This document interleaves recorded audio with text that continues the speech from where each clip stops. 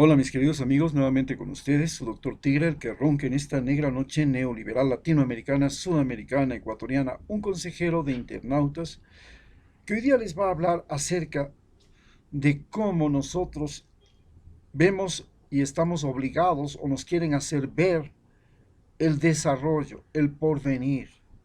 Y existen tres formas de ver ese porvenir que son lo que se podríamos llamar tres taras sociales con las que llegamos a este punto en que la pandemia nos puso al frente de estas tres opciones y nosotros vemos que posiblemente aquellas opciones necesitan o fueron muy eficientes o resolvieron los problemas en el siglo pasado, pero no sabemos si esas opciones pueden resolver el problema en este siglo. Primero, pues, tenemos una visión de, podríamos llamar, eurocentrista, postcolonial, eurocentrista postcolonial. Para los europeos, su modelo de visión, su crecimiento, su desarrollo, llegaron a ser imperios desde la época de Roma hasta el fin del Imperio Británico mediante la dominación territorial. Entonces, para ellos, la tradición era lo más importante, el reino, las colonias, las religiones que trajeron, las lenguas que trajeron, las culturas que trajeron, los alimentos, el comercio que trajeron. Y esto le dio tanta importancia que la palabra del rey era la ley y la palabra de Dios también. Y así nos conquistaron y nos sometieron y nos hicieron creer que todo el porvenir se disolvía con orden. Entonces ustedes ven, los alemanes son muy disciplinados, los japoneses muy disciplinados, los ingleses muy disciplinados, los europeos muy ordenados. Todo es orden, todo es ley, todo tiene reglamentos, todo está... Y ahí, cuando usted logra crear una ley, un reglamento, un orden perfecto, entonces hemos llegado al desarrollo. Esta es la visión eurocentrista. Y ustedes van a ver que entonces sale Donald Trump y grita la ley y el orden. Y viene también Guillermo Lazo y dice, voy a hacer la ley y el orden. Porque para ellos ese es el mundo y así lo concibieron. Así concibieron el desarrollo. Luego vino la visión, por supuesto, capitalista norteamericana, donde lo más importante, por supuesto, como hemos visto en estos días, es el presidente, y al lado del presidente, pues los senadores y los congresistas, es decir, el Congreso. Y, por supuesto, más antes ya vimos que también era muy importante la justicia, o sea, había una división de poderes, y esos tres son los que marcan el juego, son los que llevan, los que hacen el juego, son los actores del juego.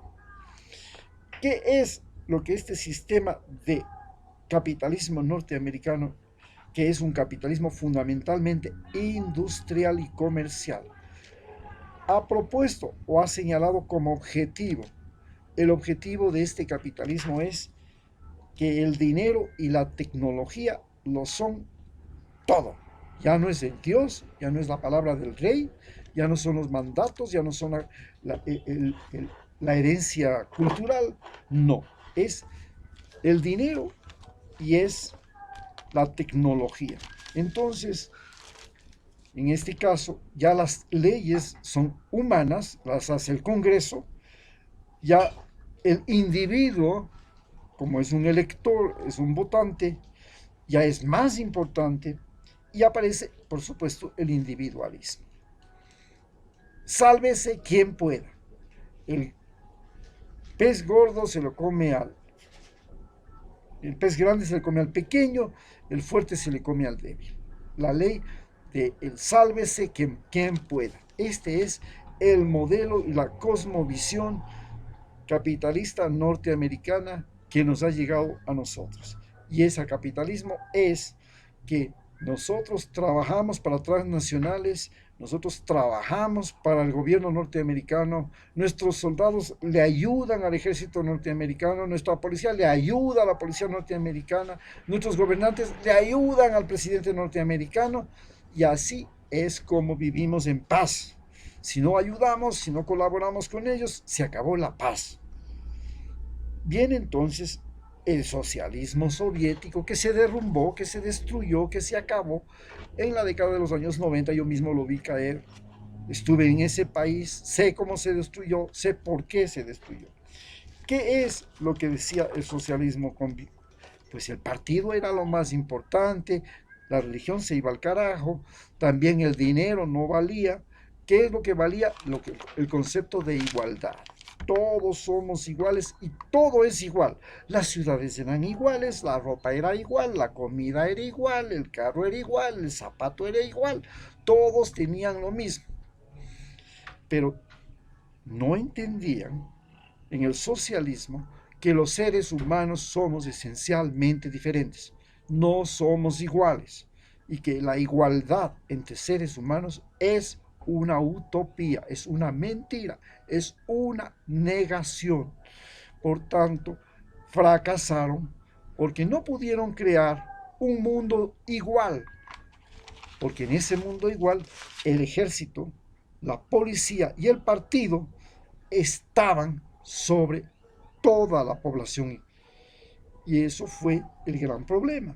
Cuando Rusia y la Unión Soviética pierde la guerra de Afganistán, es un golpe psicológico, un shock tal, porque jamás habían perdido una guerra. Les ganaron a los mongoles, les ganaron a los franceses.